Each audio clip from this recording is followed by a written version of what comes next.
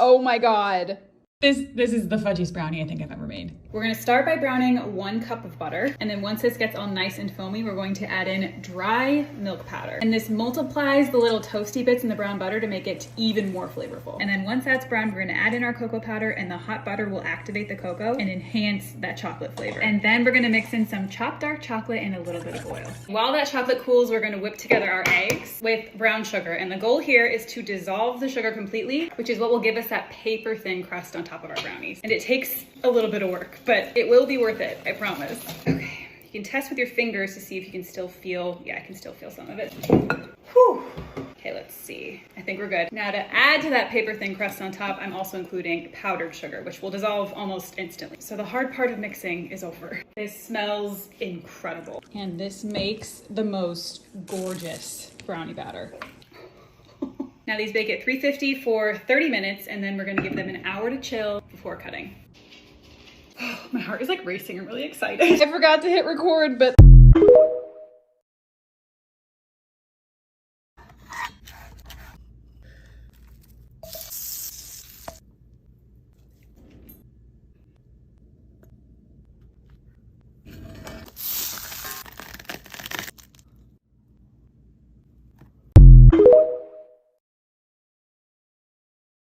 Here's a recipe using just a few ingredients that you probably already have in your kitchen. Start by peeling 1 potato and cut it into pieces. Boil this in salted water until it's soft, and then you want to mash it, and I'm using a eraser just to make it easier. Add cornstarch and sugar, and these aren't overly sweet, but you can leave out the sugar if you want. Roll the potatoes into a ball, flatten it and add the cheese, and then cover it, flatten again, and clean up the sides. Then just shallow fry it until they're golden brown on both sides.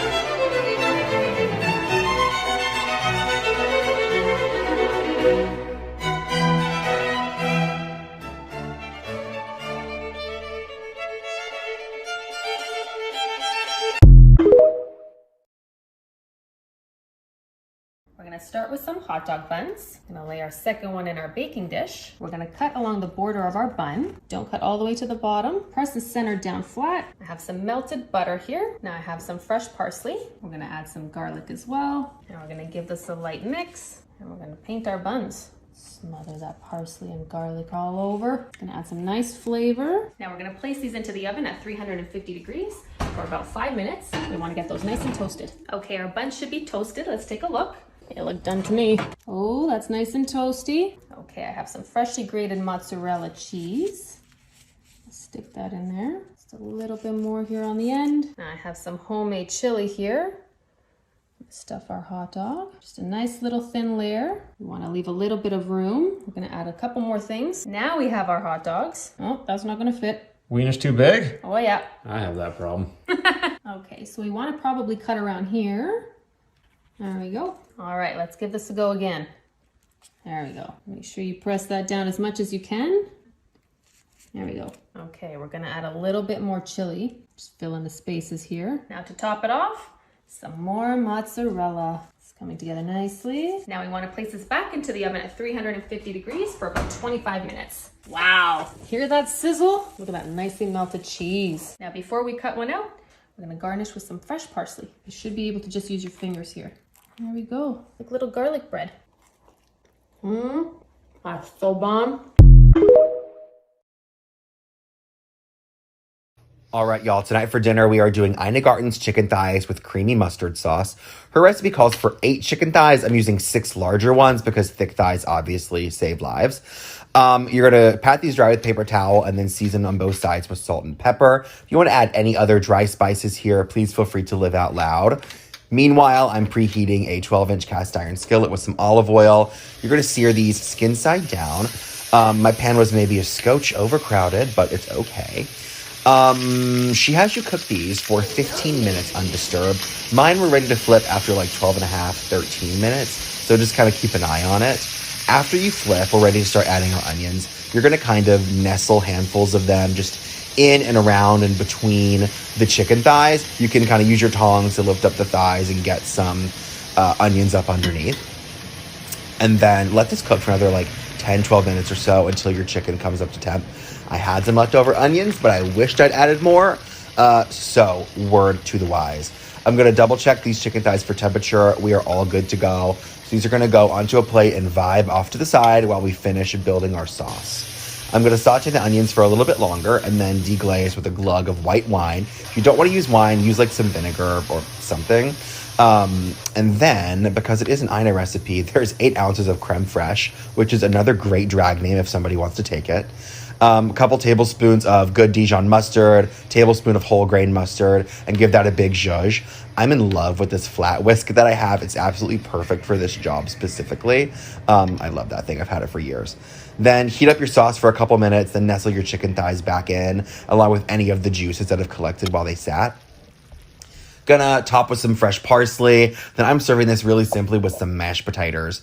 So get you a big scoop of potatoes, a chicken thigh, some of the onion gravy right on top. Oh my God, how bad could that be?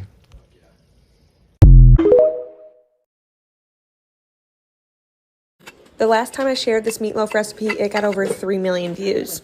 I'm in Michigan visiting my family and I made it for them and they absolutely loved it too, so I wanted to share it again.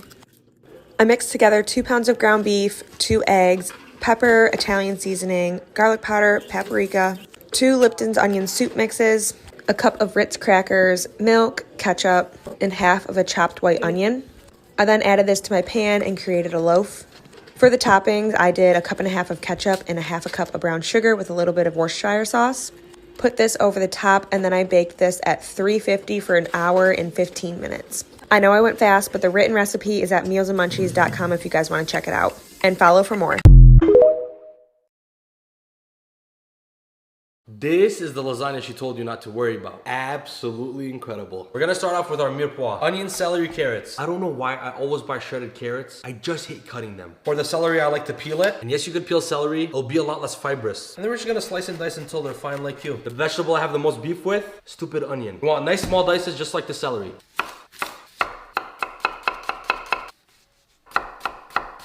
To complete the base of our meat sauce, we need a little bit of fresh heartburn, aka garlic. What I like to do is hit it with a little bit of salt and just smash it until it becomes a paste. To really lock in all our flavors, we're gonna be cooking this in a Dutch oven. Yes, you could easily use a regular pot. Get generous with some good olive oil. The pan is set on a medium, nothing is scorching hot. Onions and celery go in. Carrots join the party. And we're just gonna cook this down until it gets nice and sweaty. Hit them with generous amount of salt. And when everything's acclimated, I'm gonna add the garlic paste. At this point, the kitchen literally smells amazing. The air is punching me with garlic and just all those beautifully caramelized vegetables. This whole mixture is gonna get tomato paste. This is gonna give the meat sauce a nice deep flavor. And whenever I cook tomato paste, I make sure I get it nice and brown. My favorite thing about this whole recipe, the meat. Ground beef goes in. I'm gonna add a touch more salt and just give this a nice little beat down. I personally like to add smoked paprika and just a kiss of chipotle chili powder. Yeah, this is how you want it to look. To start giving the sauce a little body, I'm gonna go in with some beef stock. This is also gonna help deglaze that pan beautifully. When this comes to a nice little bubble, we're gonna go in with some San Marzano tomatoes. For almost all tomato-based sauces, this is what you wanna use. I'm just gonna give the tomatoes a nice little beat down and watch them melt. This is a perfect time to adjust and taste for seasoning. Now we bring this all up to a rigorous boil, drop it to a simmer and shut it up with the lid, and just cook this on low for about an hour. I'm telling you, that meat sauce is gonna blow you away. Everybody in your family is gonna ask you where you got that recipe from. A bechamel is essentially 3 ingredients: butter, flour, and milk. But we have to add a little razzle dazzle. Grass-fed butter means it's a salad, and we don't want this pan to be burning hot. It's usually always equal parts flour to butter. I'm gonna switch to a whisk because I don't want this to clump. Now I like to brown this for a couple minutes just to cook out that raw flour flavor. To make this silky smooth, we're gonna add our milk in several different batches. You kind of just want to talk to your food and just feel it out. First batch of milk goes in. You want to constantly whisk until it looks like this. Add more milk and repeat the process. It's still thick, so I'm gonna add a little bit more milk. To this, I'm gonna add a pinch of salt. Black pepper is very necessary. And just to thicken it up and finish it, I'm gonna add some mozzarella cheese. Just add Parmesan cheese until it feels right. For the consistency check, on the back of the spoon, when you swipe like this, it should hold nice and beautiful, just like this. Just look how beautiful that is. Just keep in mind, if you add too much cheese, it's gonna thicken up and turn into a cheese sauce. If it's too thick, add more milk. And if it's too watery, add more Parmesan cheese. The last component is just making some lasagna noodles. Okay, we're not making them from scratch, but I do have a couple tips for you. When the water is rigorously boiling like this, it's less likely to stick because the aggressive bubbles keep them separate. I used to salt the water until it tasted like an ocean, but I'm learning that it should taste like a well-seasoned soup. Noodles go in and we just cook them for 8 to 10 minutes and just give them a couple twirls so they don't stick. Here's how it goes down. We start off with a layer of meat sauce, a layer of lasagna sheets. Don't be scared to cut them down just to fit. More meat sauce. Now this is when we get lost in the sauce. We go in with our bechamel. I'm gonna do a quick layer of mozzarella and just repeat that exact process one more time. Don't drench it too much in the bechamel sauce because it will literally swim and never come together. At last, this beautiful concoction goes into the oven at 375.